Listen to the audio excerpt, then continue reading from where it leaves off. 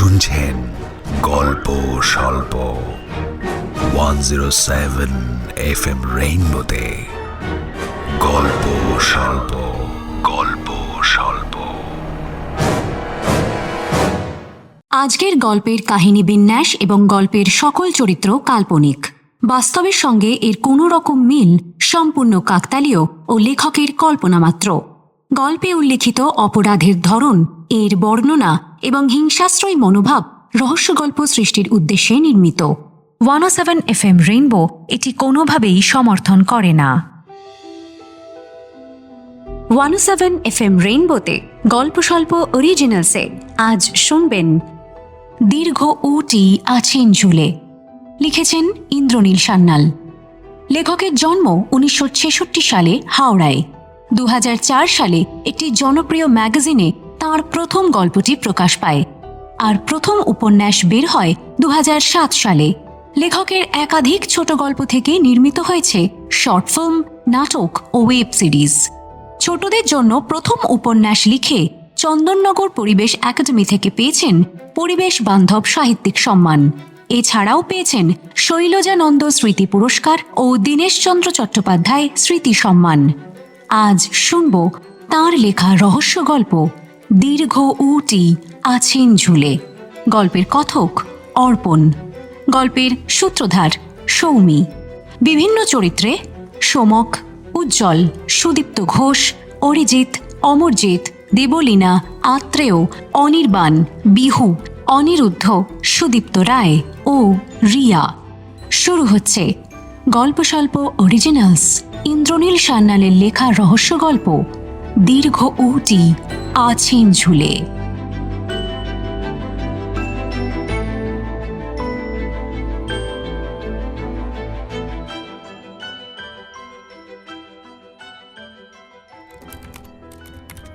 বর্ধমান রোডের মল্লিকা অ্যাপার্টমেন্টের 14 আর 15 তলা জুড়ে যে ডুপ্লে, তার বসার ঘরে বসে ল্যাপটপে কাজ করছেন সুনীল সেন। ক্লিন শেভড, মাঝবয়সী, মাঝারি চেহারার সুনীলকে দেখে বয়স বোঝার উপায় নেই। আপাদমস্তক মাঝারি মানুষটি এজেন্সি নামে একটি কোম্পানির মালিক। এজেন্সির মতো নিরীহ নামওয়ালা কোম্পানিটি আসলে একটি প্রাইভেট ডিটেকটিভ এজেন্সি। ভারত জুড়ে এজেন্সির 12টা শাখা আছে। সবকটা শাখার কাজ দেখার সূত্রে সুনীল সারা মাস কলকাতার বাইরে থাকেন। কলকাতা এলে মল্লিকা অ্যাপার্টমেন্টে ওঠেন, যেটার মালিক তার বোন আর জামাইবাবু। এজেন্সির কলকাতা শাখার অপারেশন হেডের নাম উইলিয়াম শাহজাহান চৌধুরী, ডাকনাম শাহজাহান। সুনীল যখন কলকাতা থাকেন তখন শাহজাহানও এখানে এসে থাকে। আজ মার্চ মাসের 23 তারিখ। কলকাতার উপর দিয়ে এখনই বেশ তাপপ্রবাহ বইছে। সকাল 10টার সময় কলকাতার তাপমাত্রা 34 ডিগ্রি। সুনীল আর শাহজাহান এসি চালিয়ে দিয়ে সোফায় বসে ল্যাপটপে এজেন্সির লাভ লোকসান নিয়ে ব্যস্ত। এমন সময়ে সুনীলের মোবাইল ফোন কলকল করে উঠল। স্পিকার অন করে ফোন ধরলেন সুনীল। ওদিক থেকে শোনা গেল, সুনীল সেন বলছেন তো? আমি অনিলাভ সান্যাল বলছি। কদিন আগে আপনার সঙ্গে আলাপ হলো। আমাকে ভুলে গেলে উর্মি সান্যাল তো নিশ্চয়ই মনে আছে। উর্মি আমার মেয়ে। হ্যাঁ বলুন, আপনাকেও মনে আছে? ক্যালকাটা ক্লাবের পার্টিতে আলাপ হয়েছিল, তাই তো? Your daughter Urmi is a good actress. ইসটাকে ওয়াজ করে দিন। গতকাল রাতেও মারা গেছে। আপনি একবার বাগচি বাগিচায় আসতে পারবেন? বাগচি বাগিচা? এটা ঠিক কোথায় বলুন তো? শোনা শোনা লাগছে খুব। জায়গাটা হাওড়ার বালিতে, বালিঘাট স্টেশনের পাশে, গঙ্গার ধারে। মনোজ বাগচি নামের এক ব্যবসায়ীর বাগান বাড়ি। এবারে বুঝতে পেরেছি।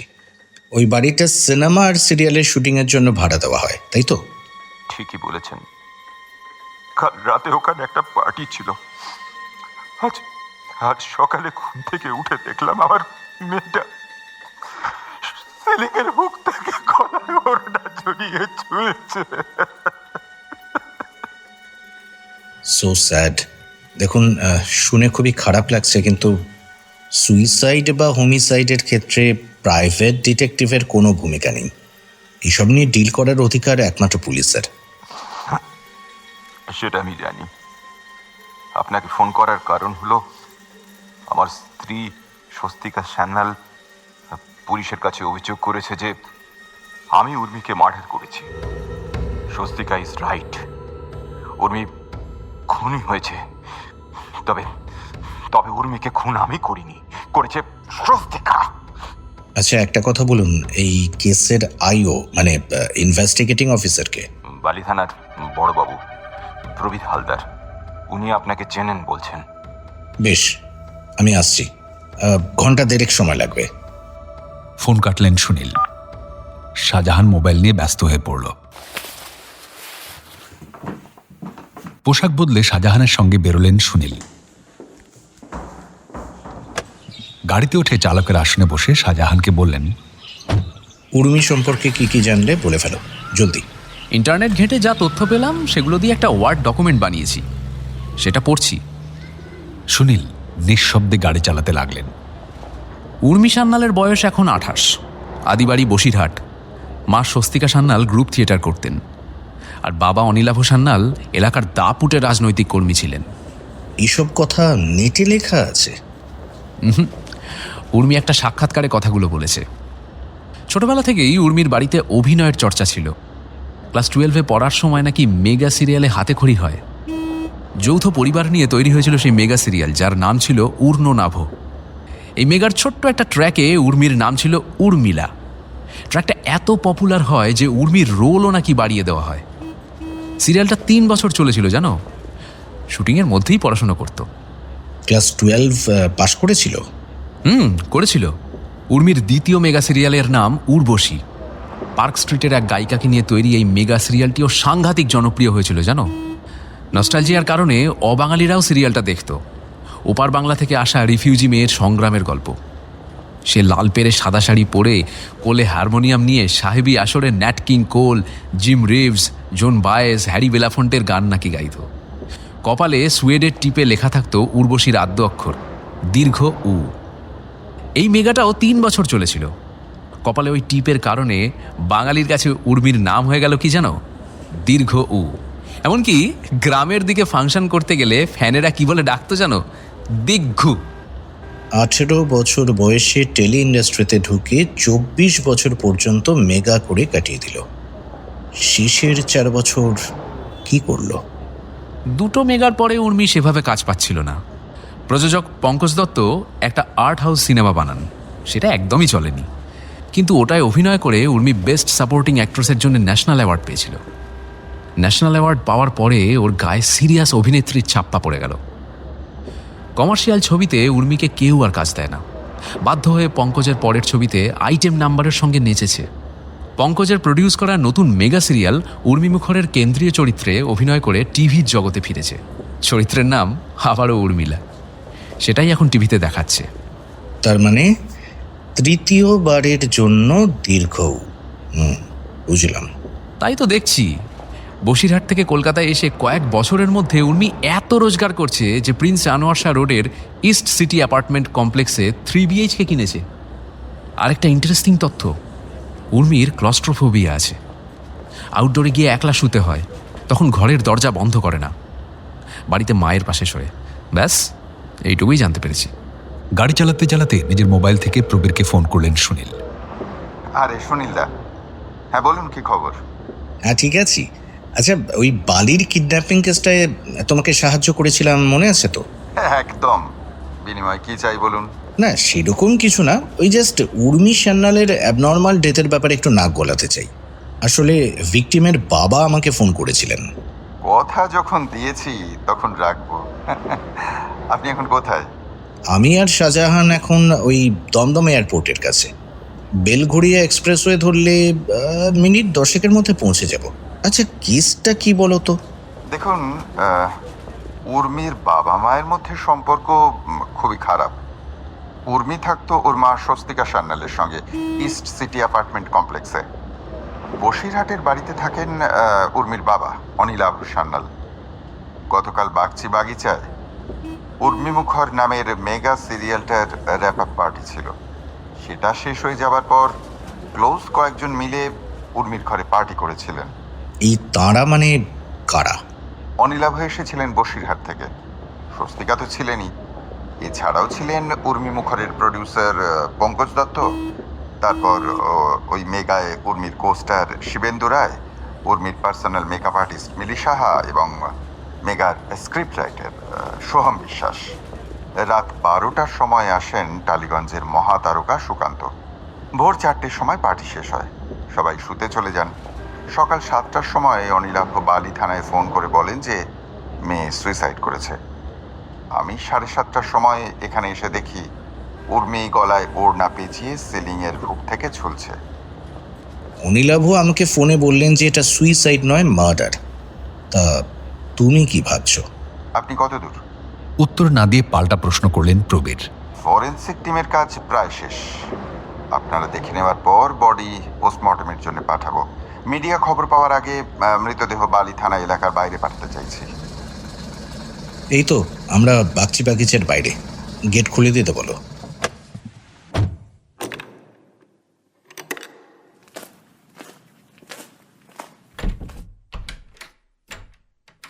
বিশাল বড় ঘরের এক প্রান্তে একটি পালঙ্ক, তাতে শোয়ানো রয়েছে উর্মির মৃতদেহ।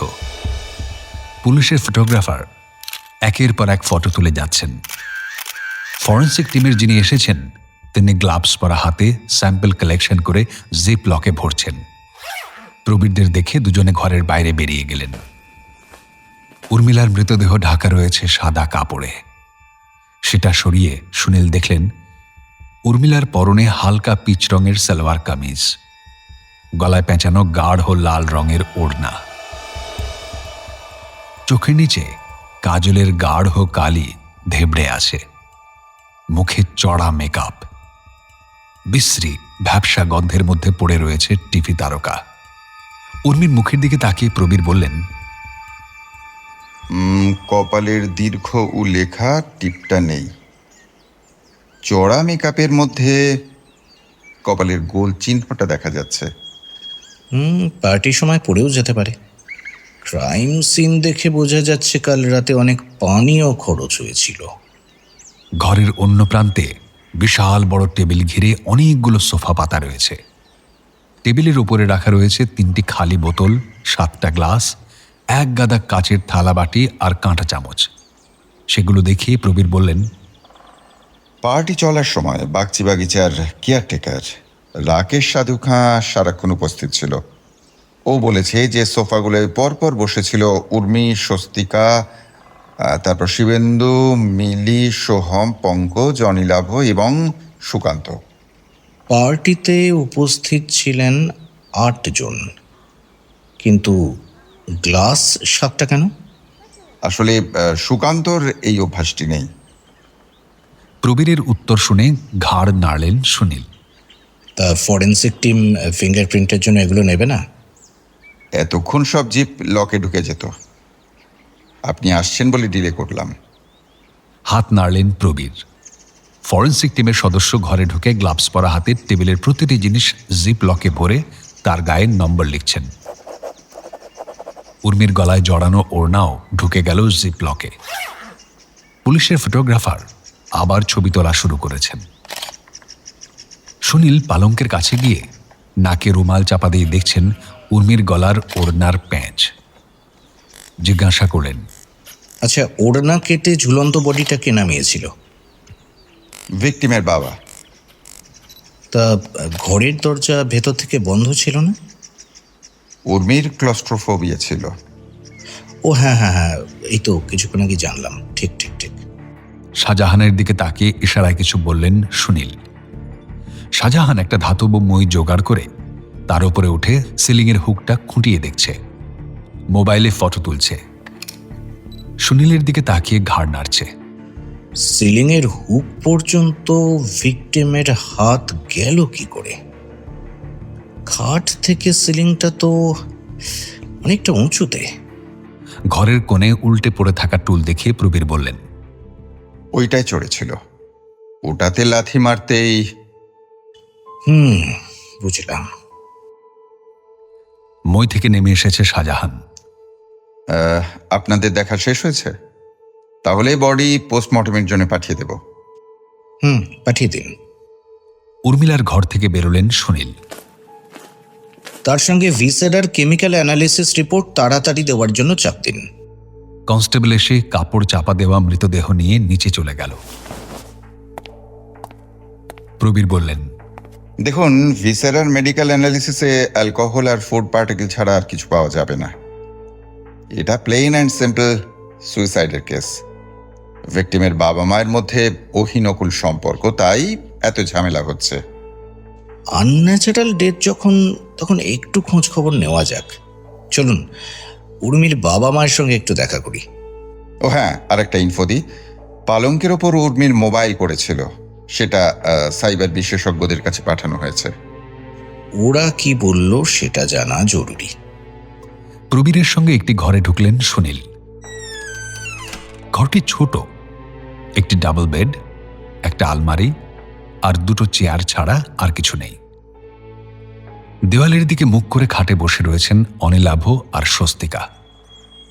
স্বামী স্ত্রীর বয়স 60-এর আশেপাশে। সুনীলকে দেখে হাত জোর করে অনিলাভ বললেন, আসার জন্য ধন্যবাদ। দেখুন, সরাসরি কাজের কথায় আসি। আমাদের হাতে সময় কম।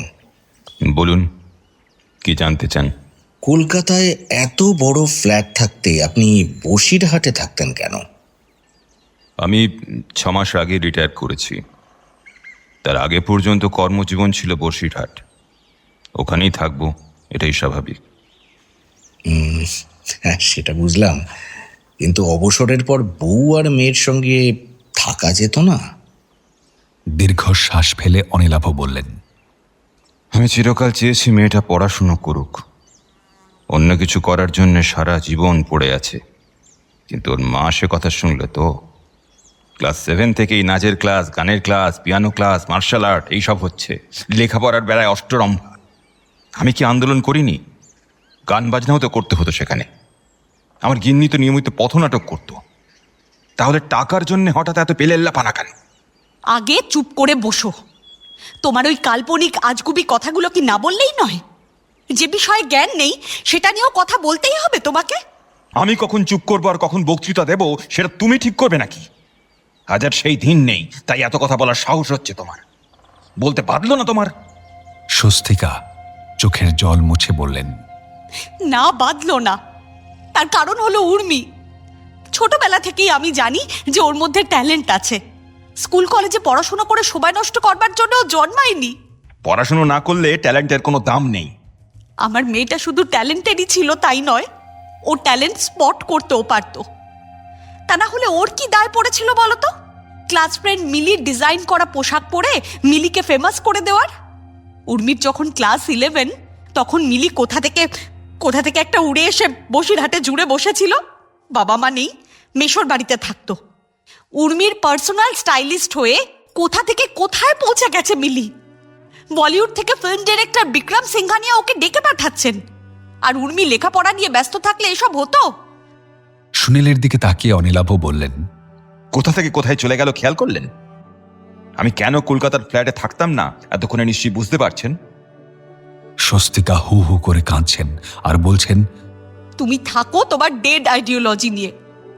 আমারও সব ফালতু ন্যাকামি নেই। আমি মেয়েটাকে পাগলের মতো খাটিয়েছি। ক্লাস 12-এর পরে কলেজে যেতে দিইনি।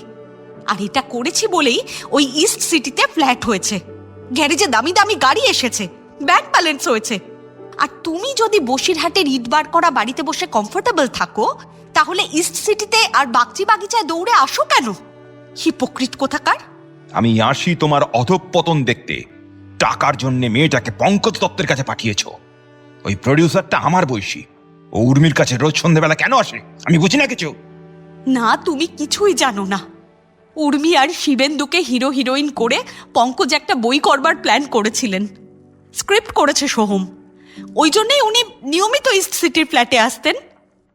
সুনীল এতক্ষণ স্বামী স্ত্রীর ঝগড়া শুনছিলেন। এবার বললেন, আমি কিন্তু ছোট্ট একটা প্রশ্ন করেছিলাম, অবসরের পরে বউ আর মেয়ের সঙ্গে কি থাকা যেত না? তার এত বড় উত্তর আশা করিনি। তবে ঝগড়াটা শুনে আমার কিন্তু লাভ হলো। পঙ্কজ, মিলি, সোহম আর শিবেন্দু। এদের সঙ্গে কথা বলার সময় পয়েন্টগুলো কাজে লাগবে। অনিলাভ আর স্বস্তিকা চুপ।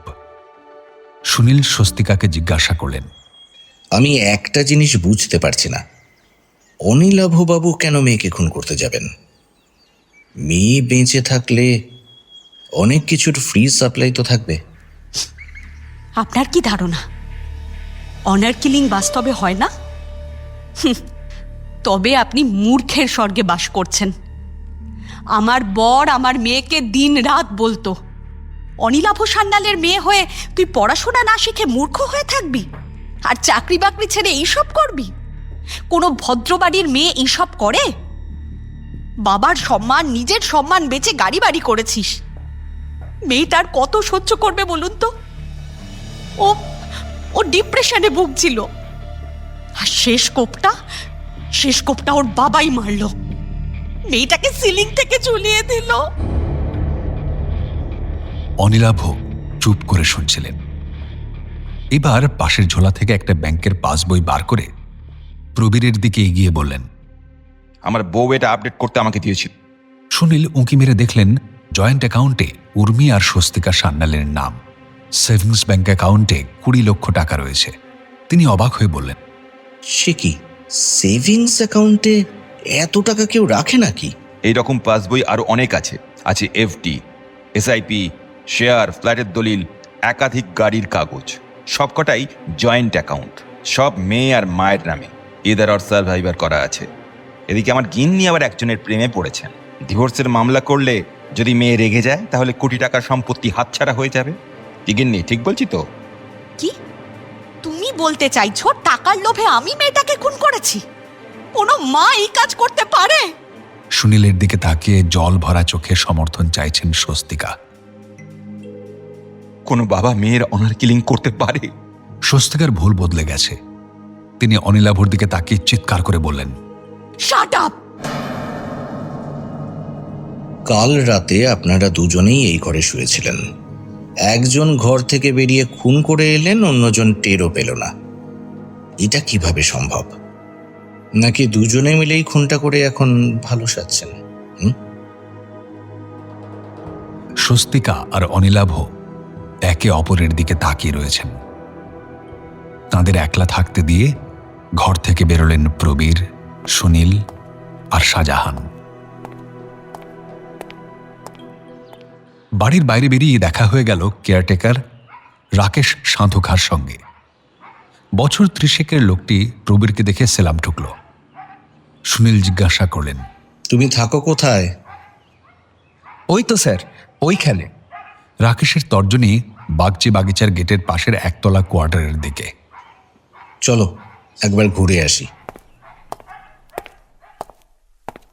কোয়ার্টারে ঢুকে দেখা গেল এক মহিলা রান্না করছে। মোটাসোটা থলথলে চেহারায় বুড়োটে ভাব এসে গেছে।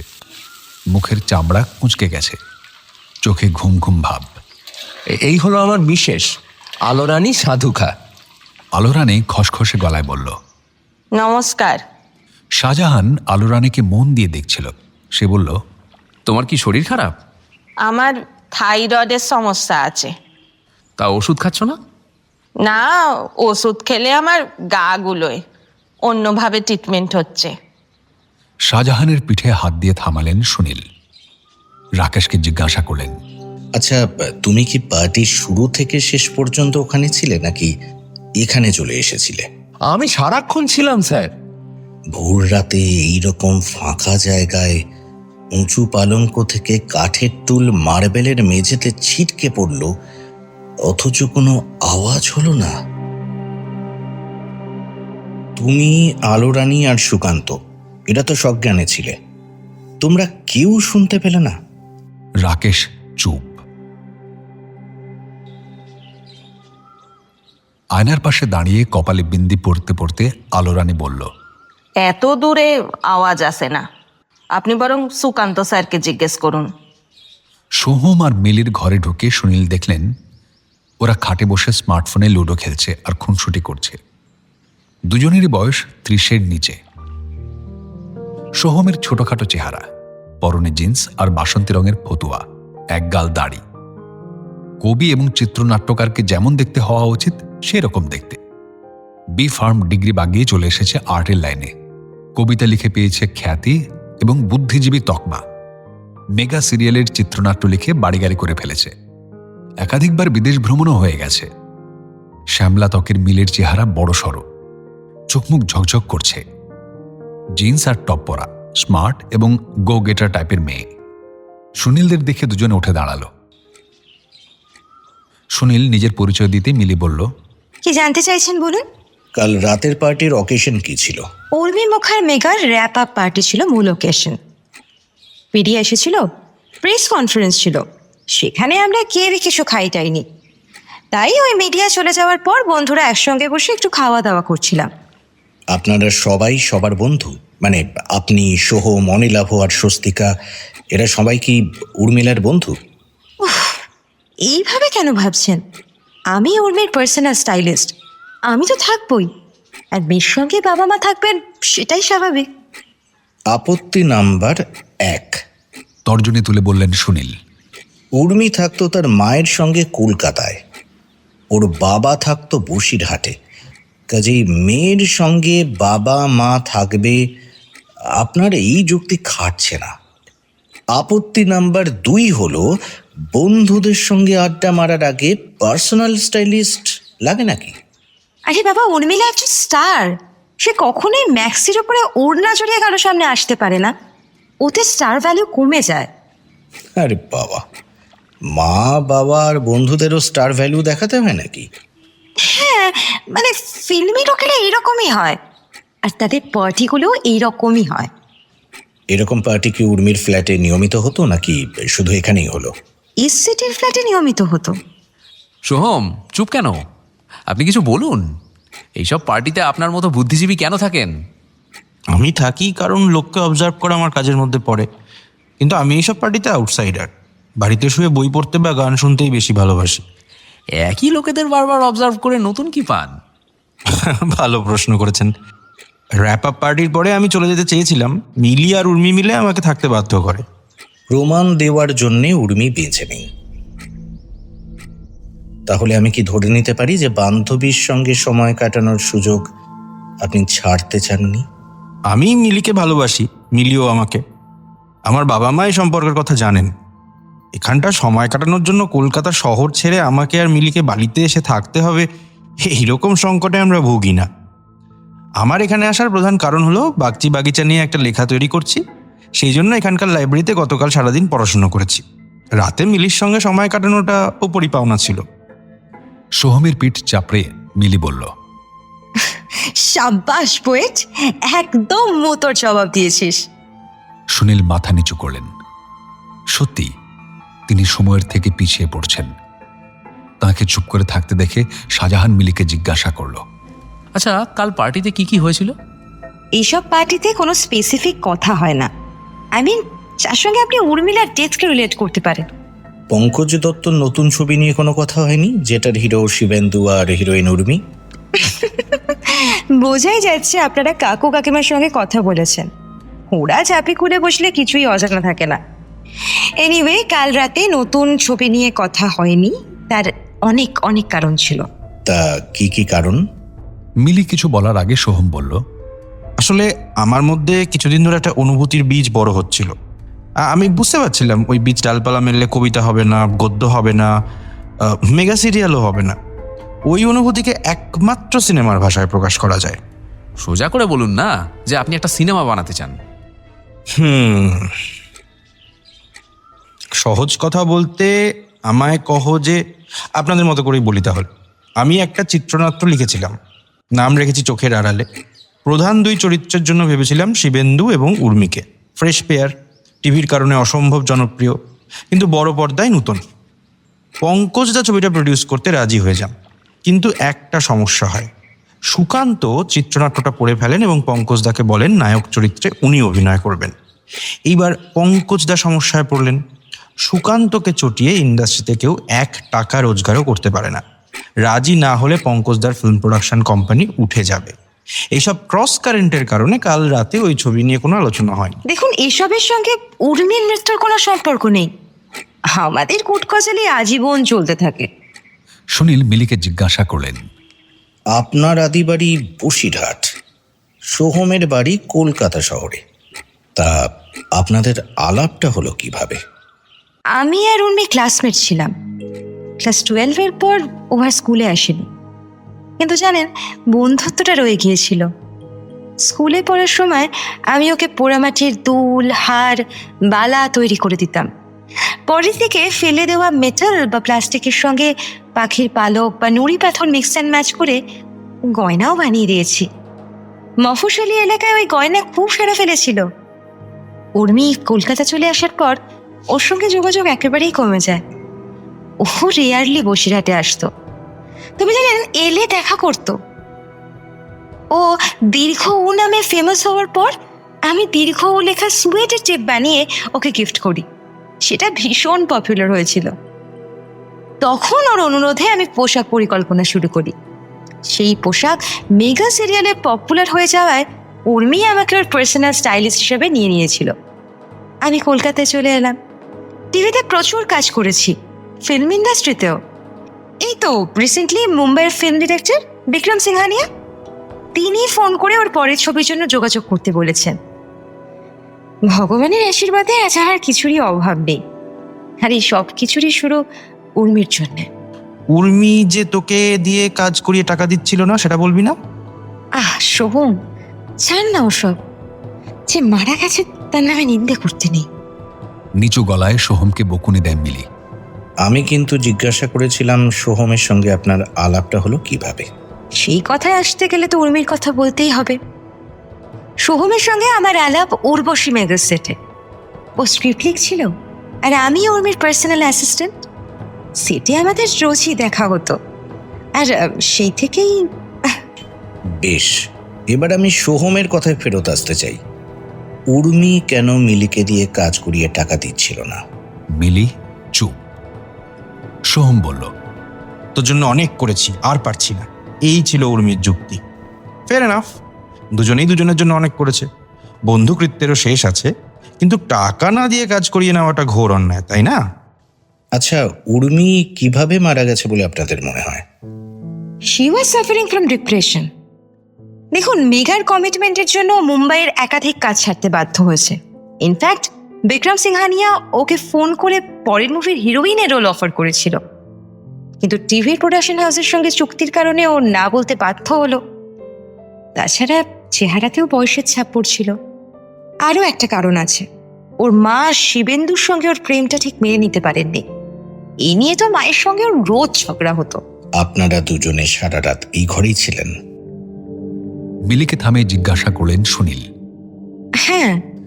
আত্মহত্যা করার সময় উর্মি লাথি মেরে টুল পালঙ্ক থেকে ফেলে দেয়। টুল পড়ে গেলে শব্দ হওয়ার কথা। আপনারা সেরকম কোনো শব্দ শুনতে পেয়েছিলেন কি?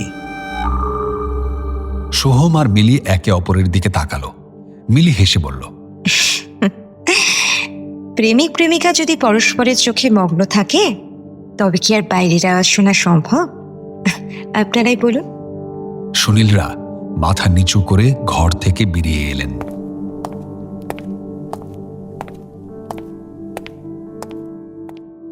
শিবেন্দু লম্বা, ফর্সা, সুদর্শন, নায়কোচিত চেহারা, আদিবাড়ি বর্ধমান। টিভির মেগাতে কাজ করে যা টাকা কামিয়েছে তাই দিয়ে ফ্ল্যাট কিনেছে বাঁশদ্রোণীতে। আরও কিছু টাকা হলে স্টুডিও পাড়ার আশেপাশে শিফট করবে। আপাতত ট্র্যাক প্যান্ট আর হুডি পরে বাঁশদ্রোণীর ফ্ল্যাটের ব্যালকনিতে দাঁড়িয়ে। সুনীল আর শাহজাহান যে আসবেন এটা প্রবীর মোবাইলে জানিয়ে দিয়েছিলেন। শিবেন্দুর হাতের স্মার্টফোনে স্কুপ চ্যানেলের ব্রেকিং নিউজ, দীর্ঘ উটি আছেন ঝুলে। সঞ্চালক পরিমল উর্মির অস্বাভাবিক মৃত্যুর বিবরণ শোনাচ্ছে। দেখাচ্ছে মেগা সিরিয়ালের ক্লিপিং, বাগচি বাগিচা, উর্মির বসিরহাটের বাড়ি আর East City apartment complex. Urmi মারা যাওয়ার পর 24 ঘন্টা কেটে গেল। পোস্টমর্টমের পর বডি দাহ পর্যন্ত হয়ে গেছে। এখন আপনারা কি জানতে এসেছেন? দীর্ঘ উ নামটা নিয়ে উর্মি কখনো আপত্তি করেননি? না না, কেন আপত্তি করবে? নামটা যতই হাস্যকর মনে হোক না কেন, ওই নামের জন্যই কিন্তু পাবলিক উর্মিকে মনে রেখেছে। নির্দিষ্ট ইমেজে আটকে পড়াকে অতীতে অসুবিধাজনক বলে মনে করা হতো, আর এখন পাবলিক মেমোরি ক্রমশই ছোট হচ্ছে। টিভির পর্দায় মেগা সিরিয়াল শেষ হয়ে যাওয়া মানেই পাবলিক মেমোরি থেকে ডিলিট হয়ে যাওয়া। উর্মি তো সৌভাগ্যবান যে ওর অভিনয় করা 3টে মেগার নাম ছিল অরুণনাভ, উর্বশী আর উর্মি মুখর। প্রথম আর শেষ সিরিয়ালে ওর নাম ছিল উর্মিলা। উর্বশী তো ও নাম ভূমিকাতেই ছিল, আর পাবলিক ওকে দীর্ঘ উ বা দীর্ঘ নামেই মনে রেখেছে। এটা নিয়েও খুব খুশিও ছিল। আপনি উর্মিকে কতদিন ধরে চেনেন? অরুণনাভতে ও আর আমি একই ট্র্যাকে ছিলাম। NT1-এ শ্যুট হতো রাত 11:30 পর্যন্ত। কোনো বসার জায়গা পাওয়া যেত না, ঘরের তো প্রশ্নই নেই। দুজন ফ্লোরের বাইরের বেঞ্চিতে বসে ওই গল্পগুজব করতাম। তখন থেকেই প্রেম? আমার তরফে তখন থেকেই। এবার রহস্যের গন্ধ পাচ্ছি। আপনার কথা শুনে মনে হচ্ছে উর্মির তরফে প্রেমটা পড়ে এসেছিল, কি তাই তো? না না, রহস্যের কিছুই নেই। উর্মি আমাকে ভালোবাসতো কিনা সেটা আমি কখনোই বুঝে উঠতে পারিনি। বড় অভিনেত্রীদের ক্ষেত্রে যেটা হয়, কোনটা রিয়েল আর কোনটা রিল, সেটা কাছের মানুষও বুঝে উঠতে পারে না। হয়তো তারা নিজেরাও পারে না। আপনি উর্মির ওপরে এখনো অভিমান করে আছেন? উর্মি আর মানুষ ছিল না, জানেন। একটু থেমে ভাবল শিবেন্দু। তারকা হওয়ার জন্য ও আত্মাকে শয়তানের কাছে বন্ধক রেখেছিল। প্রেম, ভালোবাসা, বন্ধুত্ব, এই সব কথার কোনো মানে ছিল না ওর কাছে। ও আমার সঙ্গে প্রেম করার পাশাপাশি সুকান্তর সঙ্গেও প্রেম করত। কোনটা প্রেম আর কোনটা অভিনয় তখন তো বুঝতে পারতাম না। আজ বুঝি দুটোই অভিনয়। কারণ আমাদের দুজনের সঙ্গে প্রেম করার পাশাপাশি ও নিয়মিত পঙ্কজ দত্তর সঙ্গে যোগাযোগ রাখত। ওই 60 বছরের বয়স্ক লোকটার সঙ্গে, মানে কেন ইমাজিন। বাতাসে হাওয়া বওয়ার শনশন শব্দ শোনা যাচ্ছে। শিবেন্দু নিঃশব্দে কাঁদছে। উর্মি কেন আত্মহত্যা করেছে বলে আপনার মনে হয়? শিবেন্দু চোখের জল মুছে বলল, উর্মি খুব প্রাণচঞ্চল ছিল। ও কিন্তু আত্মহত্যা করার মেয়েই নয়। তাহলে কি এটা মার্ডার? সেটা তো পুলিশে বলবে। পুলিশের বদলে বরং আমিই বলি।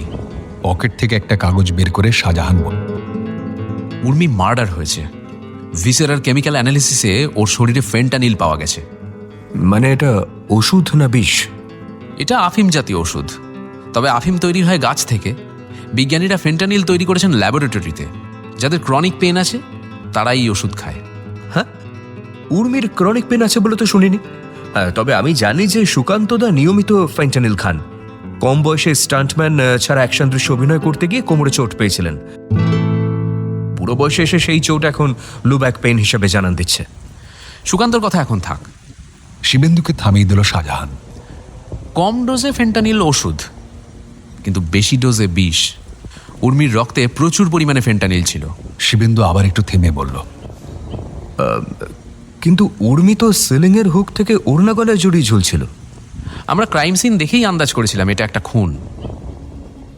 পুলিশকে কিছু বলিনি। তো কিভাবে আন্দাজ করলে? সেটা সময় মতো জানাবো, এখন নয়। শিবেন্দু ঘাবড়ে গিয়ে বলল, আপনারা আমাকে সন্দেহ করছেন নাকি? সন্দেহ না করার কি কোনো কারণ আছে? ইনফ্যাক্ট জেলাসি মানুষকে দিয়ে অনেক কিছু করিয়ে নেয়।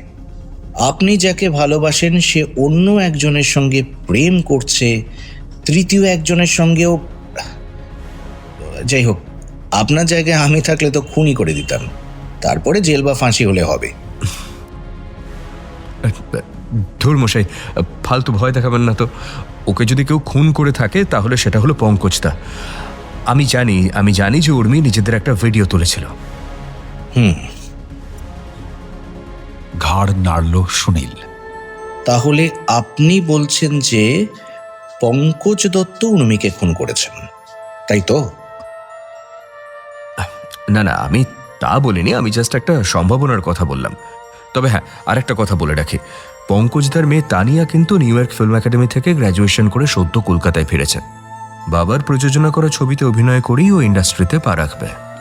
সোহমের লেখা চোখের আড়ালের স্ক্রিপ্টে আমার সঙ্গে তানিয়াকে নেওয়ারই ইচ্ছে ছিল পঙ্কজদার, কিন্তু সুকান্তদার উর্মির আপত্তিতে সেটা সম্ভব হচ্ছিল না। উর্মি মরলে তানিয়া রাস্তাটা ক্লিয়ার হয়। এটা বাজে যুক্তি হয়ে গেল। পঙ্কজ প্রডিউসার, উনি যা চাইবেন তাই তো হবে। আপত্তি করল শাহজাহান। আপনি ভুলে যাচ্ছেন যে সুকান্তদা ইন্ডাস্ট্রির স্বঘোষিত ভগবান।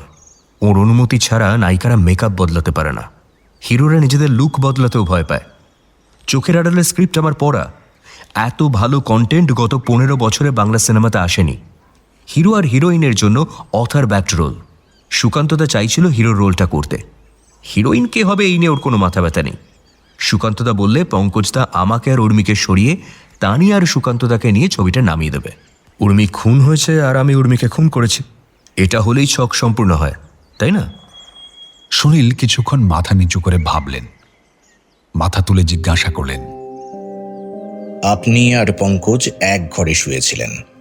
উর্মিকে ঝুলিয়ে দেওয়ার জন্য পঙ্কজ রুম থেকে বেরিয়েছিলেন কিনা আপনার ভালো জানার কথা। কিন্তু সুনীল ফিসফিস করে শিবেন্দুকে বললেন, আপনি আর পঙ্কজ দত্ত মিলে উর্মিকে খুন করেননি তো? আবার দুজনেরই কিন্তু স্ট্রং মোটিভ আছে।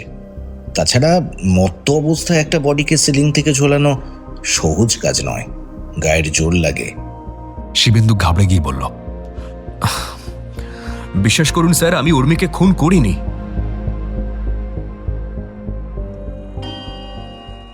পঙ্কজ দত্ত অফিসে বসে কম্পিউটারে কাজ করছিলেন।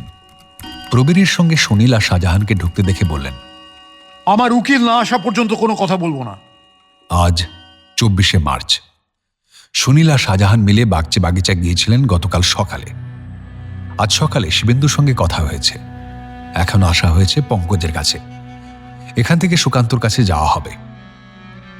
পঙ্কজের কাছ থেকে বিরোধিতা আসবে এটা আন্দাজ করে সুনীল সঙ্গে নিয়ে এসেছেন প্রবীরকে। পঙ্কজের কথা বলার ধরন প্রবীরকে রাগিয়ে দিয়েছে। তিনি গম্ভীর গলায় বললেন, আসলে উর্মি সুইসাইড করেনি, ও মার্ডার হয়েছে। এই তদন্তে আপনি অসহযোগিতা করছেন। ঠিক হয়, আমি তাহলে আপনাকে জিজ্ঞাসাবাদের জন্য পুলিশ কাস্টাডিতে নিচ্ছি। মুখ সামলে। ঘর ঘরে গলায় বললেন পঙ্কজ। জানেন আমি কে? আপনি উর্মির ওয়ান অফ দ্য প্রেমিক। উর্মি আপনার মেয়ের বয়সী। এনিওয়ে, সেটা আপনাদের ব্যাপার।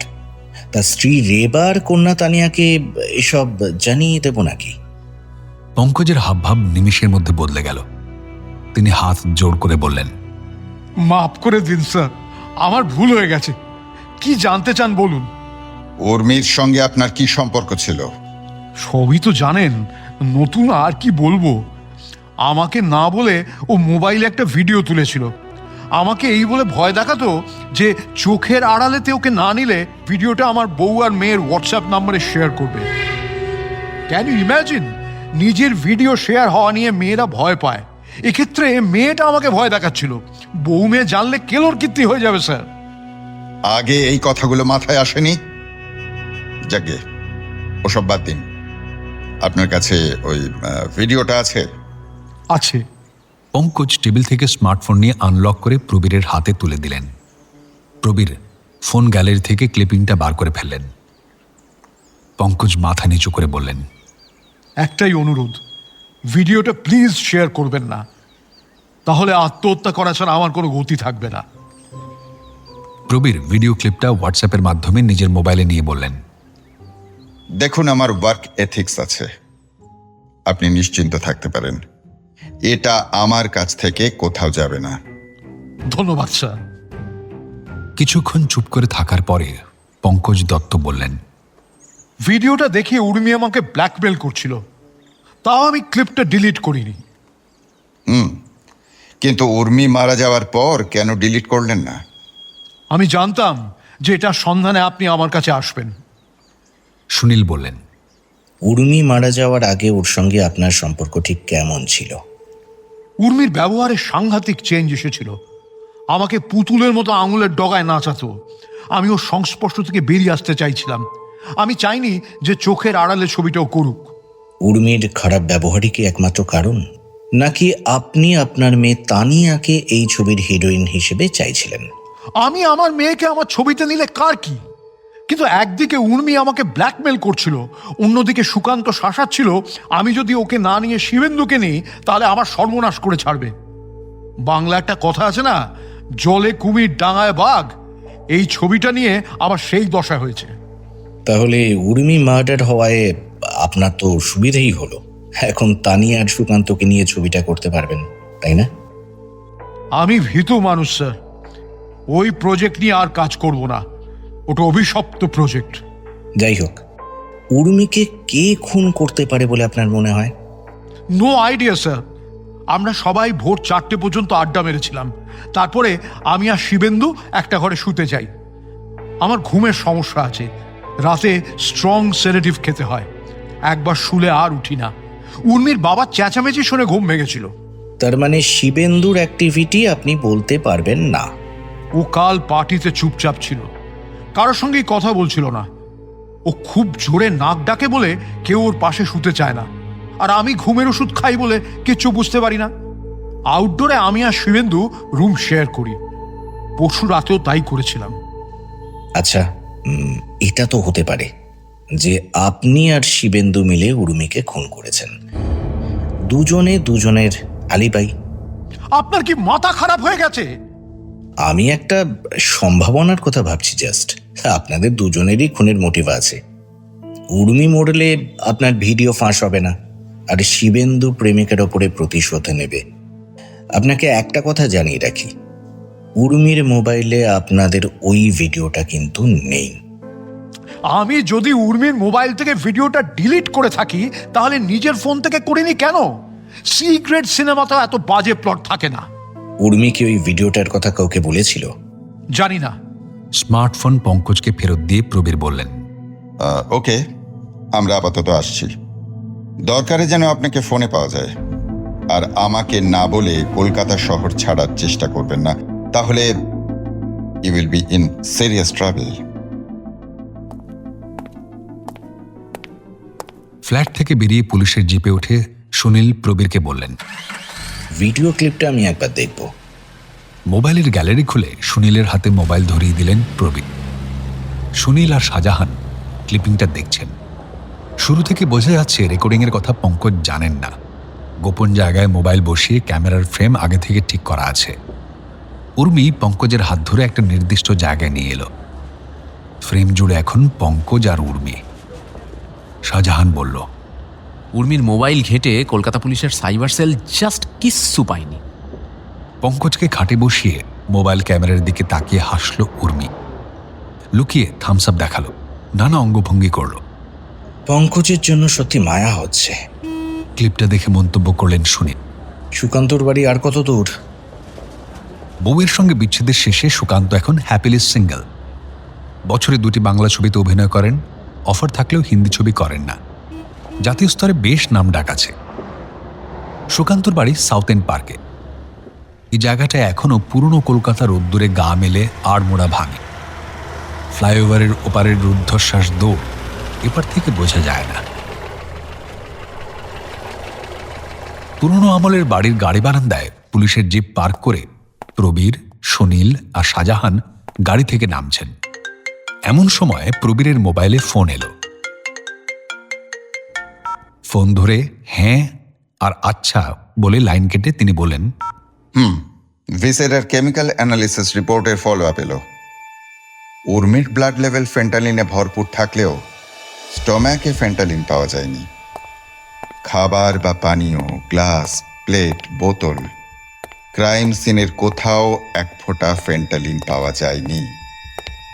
কেসটা তো পুরো গুলিয়ে গেল। তিনজনে এখন সুকান্তর ড্রয়িং রুমের দরজার বাইরে।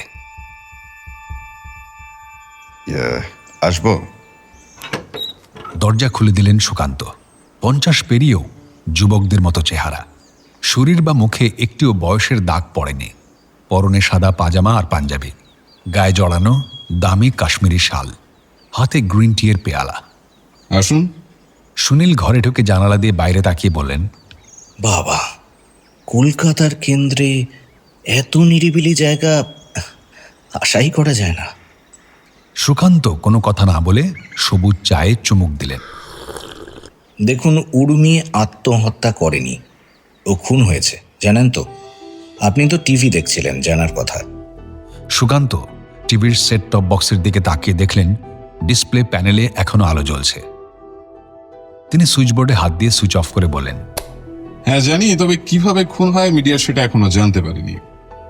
ফেন্টানিল পয়জনিং হয়েছে, কিন্তু স্টমাকে কেন ফেন্টানিল নেই এই নিয়ে চেঁচাচ্ছে। তা কে খুন করেছে বলে আপনার মনে হয়? সিনেমাতে অনেক জেরার সিনে অভিনয় করেছি। ইনফ্যাক্ট নতুন যে ছবিটাতে অভিনয় করছি তার ওয়ার্কিং টাইটেল জেরা। তাতে আমি প্রতিবেশী রাষ্ট্র থেকে ইন্ডিয়া চলে এসেছি কোনো কাগজপত্র ছাড়াই। পুলিশ সব জানতে পেরে আমাকে জেরা করতে শুরু করলো। 4 দিন আগে বসিরহাট আর টাকিতে আউটডোর সেরে এলাম। কাল থেকে ইনডোর শুরু করব, কিন্তু ওসব হলো অভিনয়। সত্যিকারের জেরা এই প্রথম ফেস করছি। আরে জেরা কেন ভাবছেন, আড্ডা ভাবুন না। সব হত্যাকাণ্ডই আসলে অনেকগুলো ব্যাক স্টোরির চরম পরিণতি। সবার সব গল্প না জানলে হু হ্যাজ ডান ইট এই প্রশ্নের উত্তর পাওয়া যায় না। হু ডান ইট শব্দটা উচ্চারণ করার সময় চোখ ছলছল করছে সুকান্তর। আমার আদরের উর্মি লাশ হয়ে গেছে, এখন চলছে হত্যাকারী কে এই প্রশ্নের উত্তর খোঁজার পালা। হায় রে! সুকান্তর চোখে চোখ রেখে সুনীল বললেন, আপনি উর্মিকে ভালোবাসতেন? আমি অভিনেতা, ভালোবাসার অভিনয় করা আমার পেশা। আপনি আমার অভিনয় ভুলবেন না। আমার আর উর্মির ফোনালাপের ট্রান্সক্রিপ্ট জোগাড় করুন, তাহলে জানতে পারবেন আমি ওকে কতটা ভালোবাসতাম। বিয়ে করার জন্য অনেকবার বলেছি। আমি জানি যে আমাদের মধ্যে বয়সের অনেক ফারাক। আমার প্রাক্তন স্ত্রী আমার মতো মেগালম্যানিক সেলফ অবসেসড সোশিওপ্যাথের সঙ্গে থাকতে না পেরে ডিভোর্স করে চলে গেছেন। কিন্তু এত কিছুর পরেও আমি উর্মির প্রেমে পড়েছিলাম। এই জীবনে প্রথমবার আমি বুঝতে পারছিলাম না উর্মি আমাকে ভালোবাসে নাকি ভালোবাসার অভিনয় করে। শিবেন্দুও একই কথা বলেছে, ও উর্মিকে ভালোবাসতো, কিন্তু উর্মি ওকে ভালোবাসতো কিনা সেটা বুঝতে পারেনি। জানি, উর্মির মা আমাকে সবই বলতেন। তার মানে আপনি জানতেন। সেকেন্ড কোয়েশ্চেন, পঙ্কজের সঙ্গে উর্মির সম্পর্ক ছিল, এটা আপনি জানতেন? এটা জানি, ওটা আপনাদের ক্লাসের কাছে ইস্যু, আমার কাছে নয়। উর্মি পঙ্কজকে ব্ল্যাকমেল করছিল, এটাও তো আপনি জানতেন, এবং এটাও আপনার কাছে পেটি মিডল ক্লাস ইস্যু, তাই তো? এই খবরটা আমার জানা ছিল না। সবাই বলে যে আপনার অনুমতি ছাড়া ইন্ডাস্ট্রিতে গাছের পাতাও নড়ে না। কাজেই এত বড় খবরটা আপনি জানতেন না, এটা আমি ঠিক মানতে পারছি না। আমি সত্যিই জানতাম না। হোয়াট এভার, অন্য প্রসঙ্গে আসি। সোহমের লেখা চোখের আড়ালের স্ক্রিপ্ট আপনি পড়েছিলেন, নাকি এটার কথাও জানতেন না? পড়েছিলাম। পঙ্কজ চাইছিলেন শিবেন্দু আর উর্মিকে নিয়ে ছবিটা করতে, আপনি এটা জানতেন? জানতাম। আমি পঙ্কজকে বলেছিলাম ওই রোলটা আমার চাই, শিবেন্দুকে নিলে ছবিটা আমি হয়তো দেব না। আপনি কি জানতেন যে পঙ্কজ তাঁর মেয়ে তানিয়াকে এই ছবিটার মাধ্যমে ইন্ডাস্ট্রিতে এন্ট্রি দিতে চাইছে? সুকান্ত চুপ করে রয়েছেন। সুনীল বললেন, উর্মি মার্ডার কেসে শিবেন্দুকে খুনি প্রমাণ করতে পারলে নায়ক নায়িকা সিন থেকে আউট। আপনি আর তানিয়া হিরো হিরোইন, তাই না? তাছাড়া আপনি উর্মিকে ভালোবাসেন, কিন্তু উর্মি আপনাকে ভালোবাসে কি না সেটা বুঝতে পারছেন না। এদিকে উর্মির হাত ধরে নতুন হিরো শিবেন্দু তরতর করে উঠে আসছে, ওকে তো থামাতে হবে। আপনার খুনের মোটিভের কোনো অভাব নেই সুকান্তবাবু। সুকান্ত শোকেসের দিকে তাকালেন। সেখানে অজস্র পুরস্কার সাজানো রয়েছে। তিনি বললেন, এই ইন্ডাস্ট্রিতে টানা এতগুলো বছর 1 নম্বর জায়গায় থাকতে গিয়ে অনেক পাপ করেছি। কখনো অন্য হিরোর 12টা বাজিয়েছি, কখনো ছবি ফ্লপ করা মাত্র ডিরেক্টরের মোবাইল নাম্বার ব্লক করে দিয়েছি। কিন্তু আমার দৌড় ওইটুকুই, খুন করার কথা কখনো ভাবিনি। আপনি সেদিন পার্টিতে কি খেয়েছিলেন? গত 20 বছর ধরে স্যুপ, সালাড, গ্রিন টি আর স্পার্কলিং ওয়াটার ছাড়া কিছু খাই না আমি। আমি যতদূর জানি কোমরের ব্যথার জন্য হাড়ের ডাক্তারের পরামর্শ অনুযায়ী আপনি নিয়মিত ফেন্টানিল খান। স্যুপ, সালাড আর গ্রিন টি ছাড়া আপনার কাছে ফেন্টানিলও আছে, কি তাই তো? ওটা ওষুধ, খাবার নয়। রেগে গেছেন সুকান্ত। সেই রাতে আপনি একা শুয়েছিলেন। আমার ওই একটাই বিলাসিতা, আউটডোরে গেলে কারোর সঙ্গে রুম শেয়ার করি না। সবার শেষে কে শুতে গিয়েছিল বলতে পারবেন? আমি সবার শেষে শুতে যাই। প্রথমে গেলেন অনিলাভ আর স্বস্তিকা, তারপর শিবেন্দু আর পঙ্কজ। সোহম আর মিলি আগেই উঠে যেতে চাইছিল, কিন্তু উর্মি হঠাৎ মিলিকে বেজায় ধমকাতে থাকে। কি নিয়ে? ঝগড়াঝাটি শোনা আমি পছন্দ করি না। যেটুকু কানে এসেছিল তোর থেকে বুঝতে পারছিলাম যে মিলি মিলি মিলি উর্মির কাছে অনেক টাকা পায়। সেটা নাকি ওর প্রফেশনাল ফি। উর্মি টাকাটা দিতে রাজি নয়। মিলি বলল যে ও কাজ ছেড়ে দেবে। তখন উর্মি ভয় দেখালো যে সে পুলিশে খবর দেবে। সেটা শুনে কাঁদতে কাঁদতে মিলি ঘর থেকে বেরিয়ে যায়, সঙ্গে সোহম। তার মানে আপনি শেষ ব্যক্তি যিনি উর্মিকে জীবিত অবস্থায় দেখেছেন, ঠিক বলছি? সুকান্তর মুখে বিন্দুমাত্র রাগ বা বিরক্তি দেখা যাচ্ছে না। তিনি বললেন, আমি আর উর্মি 4:30 পর্যন্ত গল্প করেছিলাম। উর্মি ইনকোহারেন্ট কথাবার্তা বলতে থাকে। মুখ থেকে মেকআপ না তুলে, পোশাক না বদলে পালঙ্কে শুয়ে পড়ে। সে দেখে আমি নিজের ঘরে চলে যাই। আমি চলে যাবার পর ওই ঘরে কেউ ঢুকেছিল কিনা সেটা জানা নেই। আপনি যে 4:15 থেকে বাকি সময়টা নিজের ঘরেই ছিলেন, তার কি কোনো প্রমাণ আছে? অ্যালিবাই? হাসলেন সুকান্ত। না, নেই, কিন্তু বাকিদের কি আছে? সবাই কিন্তু জোড়ায় জোড়ায় শুয়েছিল। একজন উঠলে অন্যজন জানতে পারতেন। আপনার কথা অনুযায়ী আমি একজন সাসপেক্ট। আমার খুনের মোটিভ আছে। আমার কোনো অ্যালিবাই নেই। যা দিয়ে খুন করা হয়েছে সেটা আমার কাছে ছিল। কিন্তু একটা কথা বলুন তো, আমি খুনটা কি করে করলাম? আমি কি উর্মির সঙ্গে আড্ডা মারার সময় ওর মুখে ফেন্টানিল গুঁজে দিয়েছিলাম? বোঝা যাচ্ছে তিনি বেদম রেগে গেছেন, কিন্তু মুখে কোনো এক্সপ্রেশন নেই। প্রবীর কি বলবে বুঝতে না পেরে হাত কচলাচ্ছেন আর বলছেন, রাগ করছেন কেন স্যার? এসব তো আপনার ভালোর জন্যই, আপনার নাম ক্লিয়ার করার জন্যই তো। সুনীল একগাল হেসে বললেন, সহযোগিতা করার জন্য অসংখ্য ধন্যবাদ। কাল আপনার সঙ্গে স্টুডিওতে জেরা সিনেমার শুটিংয়ের ফ্লোরে দেখা হচ্ছে, কেমন?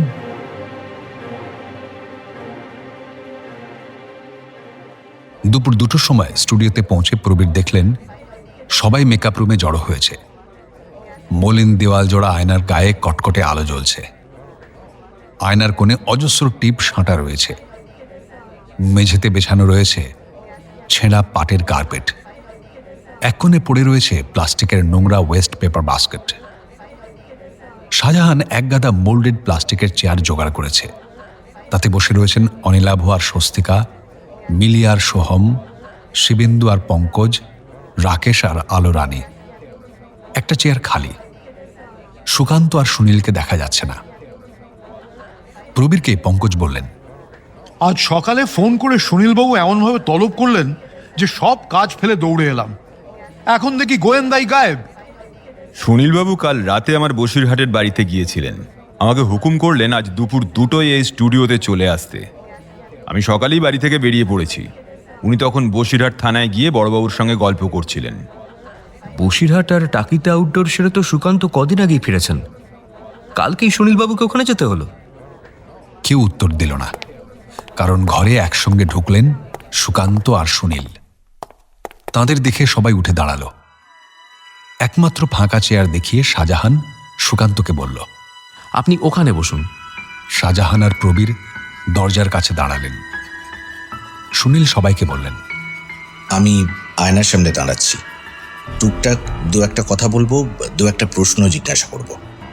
তারপরে অপরাধী প্রবীরের সঙ্গে থানায় চলে যাবেন, বাকিটা বাড়ি। সিম্পল ব্যাপার। সবাই সুনীলের দিকে ঘুরে বসেছেন।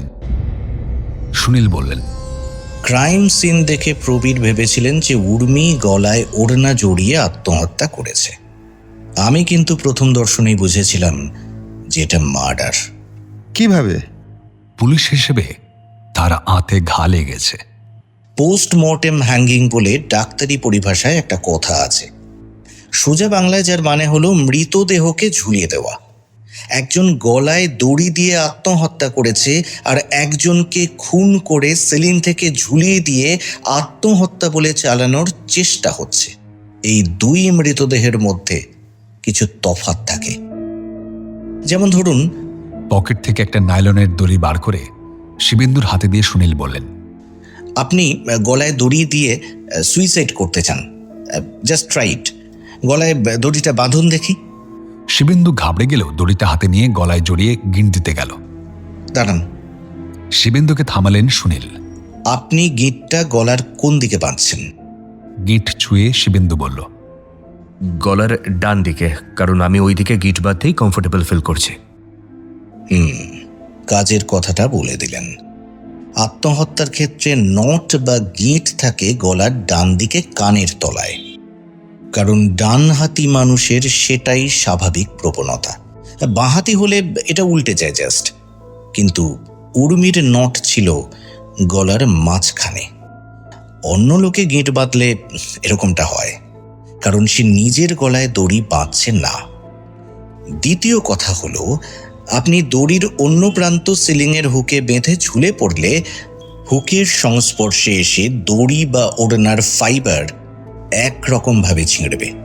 আর যদি আপনার মৃতদেহের গলায় ওড়না বেঁধে অন্য প্রান্ত হুকের মধ্যে ঢুকিয়ে আপনার বডি হিঁচড়ে তোলা হয়, তাহলে ফাইবার অন্যভাবে ছিঁড়বে। ক্রাইম সিনে ঢুকেই আমি আর শাহজাহান বুঝে গিয়েছিলাম যে উর্মিকে খুন করা হয়েছে। Simply murder. এখন কিভাবে খুনটা করা হয়েছে সেটা পোস্টমর্টেম রিপোর্ট দেখে ক্লিয়ার হলো। আর তখনই বুঝেছিলাম যে টুল পড়ে যাওয়ার আওয়াজ কেউ শুনতে পায়নি। কেন? কারণ টুলটা শব্দহীনভাবে উল্টে রাখা হয়েছিল। আওয়াজ শুনে কেউ উঠে পড়লে সব ভেস্তে যাবে তো। আমি ঠিকই বলেছিলাম, উর্মিকে খুন করা হয়েছে। গলায় দড়ি দিয়ে না বিষ খাইয়ে, সেটা সেকেন্ডারি। সব খুনের পেছনেই মোটিভ থাকে। উর্মি মার্ডার কেসেও সেটা আছে। সেই রাতে যারা বাগচি বাগিচায় ছিলেন তাদের মধ্যে আপাত দৃষ্টিতে 4 জনের কোনো মোটিভ ছিল না। এরা হলো সোহম, মিলি, রাকেশ আর আলো রানী। বাকি সবার স্ট্রং মোটিভ ছিল, এবং এদের মধ্যে সুকান্ত ছাড়া সবাই রুম শেয়ার করেছিলেন। এরকমটা হতে পারে যে সুকান্ত খুনটা করেছেন, আবার এমনও হতে পারে যে একই ঘরের দুজনে মিলে খুন করেছেন। That is also possible. কিন্তু খুনটা হলো কিভাবে? ভিসেরার কেমিক্যাল অ্যানালিসিস করে জানা গেল খুনের কারণ ফেন্টানিল পয়জনিং, কিন্তু উর্মির স্টমাকে ফেন্টানিল পাওয়া যায়নি, অর্থাৎ ওকে ফেন্টানিল খাওয়ানো হয়নি। এখন প্রশ্ন হলো, তাহলে ফেন্টানিল উর্মির শরীরে ঢুকলো কি করে? গতকাল সুকান্ত একটা কথা বলে আমাকে এই বিষয়ে সাহায্য করেছেন। সুকান্ত অবাক হয়ে সুনীলের দিকে তাকালেন। সুকান্ত আমাকে বলেছিলেন, আমি কি উর্মির সঙ্গে আড্ডা মারার সময় ওর মুখে ফেন্টানিল গুঁজে দিয়েছিলাম? এই কথাটাই আমার চোখ খুলে দেয়। কিভাবে? জিজ্ঞাসা করলেন পঙ্কজ। সেই প্রসঙ্গেই আসছি। সুকান্তের কথা শুনে আমার মনে পড়ে গেল আলো রানীর কথা। রাকেশ উত্তেজিত হয়ে বলল, আমার বউয়ের নামে মাঝে মাঝে বলছেন কেন? হ্যাঁ, ও অসুস্থ। বসো। পুলিশি হুঙ্কার ছেড়েছেন প্রবীর। রাকেশ চেপে ধরেছে আলো রানীর হাত। আলো রানী ভয়ের চোটে ঠকঠক করে কাঁপছে। তোমার থাইরয়েডের সমস্যা আছে না? হ্যাঁ স্যার। কোনো রকমে বলল আলো রানী। ম্যাডামের ব্যাপারে আমি কিছু জানি না স্যার। ম্যাডামের ব্যাপারে তোমাকে কিছু জিজ্ঞাসা করা হবে না। আমি তোমার চিকিৎসার বিষয়ে কথা বলবো। তুমি বলেছিলে ওষুধ খেলে আমার গা গুলোয়, অন্যভাবে ট্রিটমেন্ট হচ্ছে। কি ঠিক বললাম তো? হ্যাঁ স্যার। সোহমের দিকে তাকিয়ে সুনীল বললেন, কি ঠিক বললাম তো? তদন্তের একদম গোড়ায় আলো রানীর এই মন্তব্য আর তদন্তের একদম শেষে সুকান্তের ওই মন্তব্য মিলে যেটা দাঁড়ালো, সেটা হলো ফেন্টানিল স্টমাকে পাওয়া যায়নি, মানে সেটা খাওয়ানো হয়নি। আর তার মানে হলো অন্য কোনো রুটে সেটা শরীরে ঢুকেছে। ইঞ্জেকশন? কিন্তু তার দাগ থাকবে তো। পঙ্কজ বললেন। ইনহেলার? বলল মিলি। সুনীল সবার কথা চুপচাপ শুনছিলেন। এবার বললেন, কিভাবে উর্মি খুন হলো এটা জানতে আপনারাই আমাকে সাহায্য করেছেন একাধিক সূত্র দিয়ে। সূত্র নাম্বার 1, স্বস্তিকা সান্যাল বলেছিলেন উর্মির যখন ক্লাস 11 তখন এই মিলি ওই কোত্থেকে একটা উড়ে এসে বসিরহাটে জুড়ে বসেছিল। বাবা মানেই মিশর বাড়িতে থাকতো। হ্যাঁ বলেছি, ভুলটা কি বলেছিলাম আমি? না না, ভুল কেন বলবেন, আমি জাস্ট কথাটা মনে করালাম। এবার দ্বিতীয় সূত্র, সোহম বলেছিল উর্মি মিলিকে দিয়ে কাজ করিয়ে টাকা দিচ্ছিল না। হ্যাঁ, আমি বলেছিলাম। তৃতীয় সূত্র আমি পেয়েছি সুকান্ত বাবুর কাছ থেকে। উনি বলেছেন খুনের রাতে উর্মির সঙ্গে মিলির কথা কাটাকাটি হয়েছিল। মিলি উর্মির কাছে তার প্রাপ্য টাকা চাইছিল, উর্মি টাকাটা দিতে রাজি হচ্ছিল না। উর্মির পার্সোনাল স্টাইলিস্টের কাজ মিলি ছেড়ে দিতে চায়। তখন উর্মি ভয় দেখায় যে পুলিশে খবর দেবে। আর এই শুনে কাঁদতে কাঁদতে মিলি ঘর থেকে বেরিয়ে যায়। সঙ্গে যায় সোহম। কি সুকান্ত বাবু, ঠিক বললাম তো? সুকান্ত ঘাড় নেড়ে হ্যাঁ বললেন। আমাদের মধ্যে ঝামেলা লেগেই থাকতো, আসলে অনেকদিনের পুরনো বন্ধুত্ব তো। মিলির কথায় গুরুত্ব না দিয়ে সুনীল বললেন, 4 নম্বর সূত্র পেলাম পঙ্কজ দত্তর কাছ থেকে। ওর আর উর্মির ভিডিওর ক্লিপ আমি দেখেছি। সেই ভিডিওর উর্মি কপালে দীর্ঘ উ মার্কা সোয়েডের টিপ ঠিক পড়ে রয়েছে, ঠিক এই রকম। মেকআপ রুমের আয়নার কোণে সাঁটা অনেক টিপ থেকে একটা টিপ খুলে নিয়ে সবাইকে দেখালেন সুনীল। বললেন, আবার ফিরে আসি আলো রানীর কাছে। তা তোমার থাইরয়েডের ট্রিটমেন্ট কিভাবে হয়? তুমি তো ওষুধই খাও না। গভর্নমেন্ট থেকে আমাদের আয়োডিন বিন্দি দেয়। ওই বিন্দির মধ্যে যে আয়োডিন থাকে সেটা কপালের চামড়া দিয়ে ঢুকে যায়, রক্তে আয়োডিন বাড়ে আর থাইরয়েড ভালো হয়ে যায়। আমি খবর নিয়ে জেনেছি আয়োডিন বিন্দি সরকারের একটা প্রজেক্ট। যেসব এলাকার মহিলাদের রক্তে আয়োডিন কম আছে তাদের জন্য এই প্রকল্প। ওষুধ খেতে দিলে কেউ খাবে না অথবা খেতে ভুলে যাবে, কিন্তু টিপ পড়তে দিলে পড়বে। মাসের প্রতিটি দিনের জন্য একটা নতুন টিপ। সবাই আনন্দের সঙ্গে পড়ে। ও কি সোহম, কোথায় যাচ্ছ? সোহম চেয়ার ছেড়ে উঠে বেরোনোর চেষ্টা করছিল। একটু বাথরুম যাব। তুমি ফার্মাকোলজির ছাত্র না? ডার্মাল প্যাচে ফেন্টানিল ব্যবহার করলে সেটা স্কিন দিয়ে অ্যাবজর্ব হতে পারে, এই ধারণা তোমার আছে। মিলির ডিজাইন করা দীর্ঘ উ মার্কা সোয়েডের টিপে ফেন্টানিল ভরে দেওয়ার প্ল্যানও তোমার। তুমি মিলিকে টিপ বানিয়ে দাও আর মিলি সেই টিপ উর্মিকে পুড়িয়ে দেয়। এইসব করে আমার লাভ? লাভ না থাকলে তুমি উর্মির কপাল থেকে টিপ খুলে নিয়েছিলে কেন? যে মেয়ে প্রায় কখনো টিপ খোলে না, সে মরার সময় কেন পোশাক ইন্ট্যাক্ট রেখে টিপ খুলে নিতে যাবে? যদি খুলেও নিয়ে থাকে তাহলে সেই টিপ ক্রাইম সিনে পাওয়া যাবে না কেন? কিন্তু আমার লাভটা কি? সুনীলের দিকে তেড়ে গেছে মিলি। সোহম তাকে চেপে ধরে আবার চেয়ারে বসিয়েছে। টিপে এত বেশি পরিমাণ ফেন্টানিল ছিল যে উর্মির চামড়া দিয়ে রক্তে মিশে ওকে মেরে ফেলে। দিনটা ভেবে চিন্তেই বাছা হয়েছিল। অনেক সাসপেক্ট থাকবে ওখানে। আত্মহত্যা নয় এটা পুলিশ বুঝতে পারলে সেকেন্ড লাইন অফ ডিফেন্স আছে অনেকগুলো। মিলি বা সোহম উর্মির স্মার্টফোন নিয়ে রেস্টোর ফ্যাক্টরি সেটিং করে দেয়। এর ফলে সন্দেহ যাবে পঙ্কজের ওপরে। সুকান্ত নিয়মিত ফেন্টানিল খান, উনিও সাসপেক্ট হয়ে যাবেন। সুকান্ত নিঃশব্দে মাথা নাড়লেন। সবাই বেঘরে ঘুমোবে, আর উর্মি আউটডোরে গেলে ঘরের দরজায় খিল না দিয়ে ঘুমোয়, এটা সবাই জানে। ভোর হওয়ার আগে উর্মির ঘরে ঢুকে মিলি আর সোহম মিলে মৃত উর্মির গলায় ওড়না জড়িয়ে সিলিং থেকে ঝুলিয়ে দিয়েছিল জাস্ট, আর তারপর কপাল থেকে টিপ খুলে নিয়েছিল। একটা টুল নিঃশব্দে পালঙ্কের পাশে উল্টে রেখে দিয়েছিল, তারপরে নিজেদের ঘরে গিয়ে শুয়ে পড়েছিল। ইনফ্যাক্ট অনিলাভ আমাকে না ডাকলে উর্মির মৃত্যু আত্মহত্যা বলে চালিয়ে দেওয়া যেত। প্রবীরের কথাটি পছন্দ হয়নি।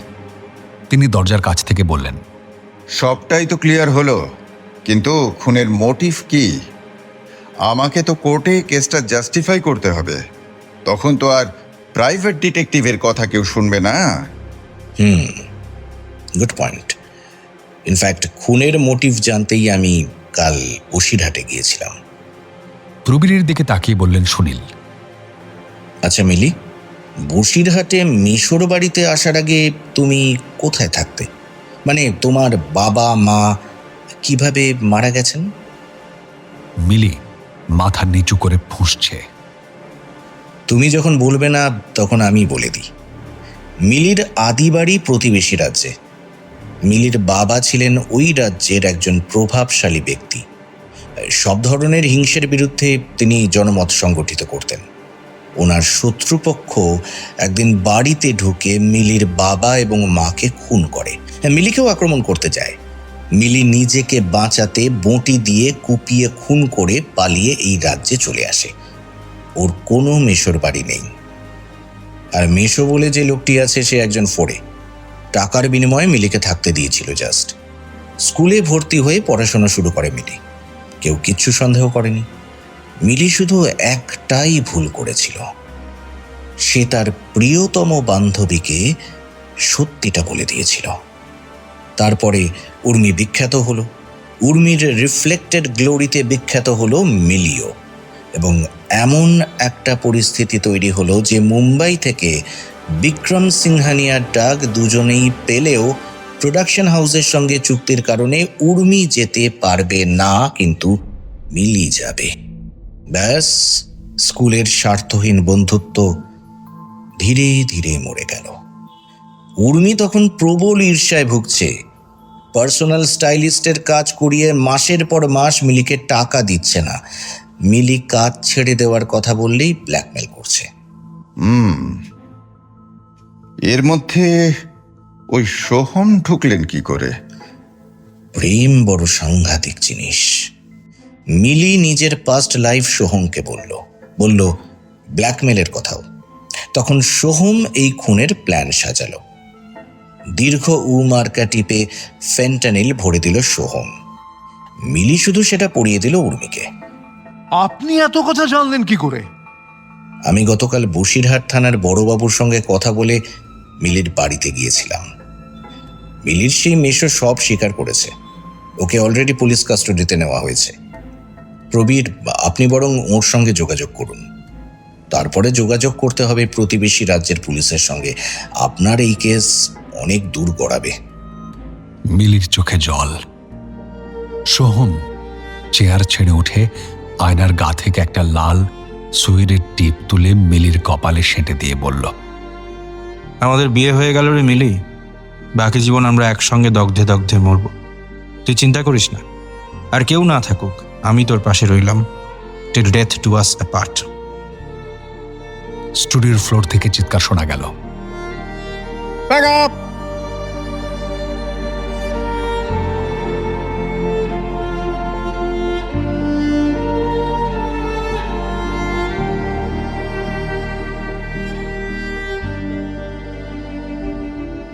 গল্প স্বল্প অরিজিনালসে আজ শুনলেন দীর্ঘ উটি আছেন ঝুলে।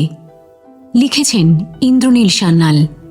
গল্পের কথক অর্পণ। গল্পের সূত্রধার সৌমি। অনিলাভ সান্যাল উজ্জ্বল। শাহজাহান অমরজিৎ। প্রবীর সুদীপ্ত ঘোষ। স্বস্তিকা দেবলীনা। রাকেশ আত্রেয়।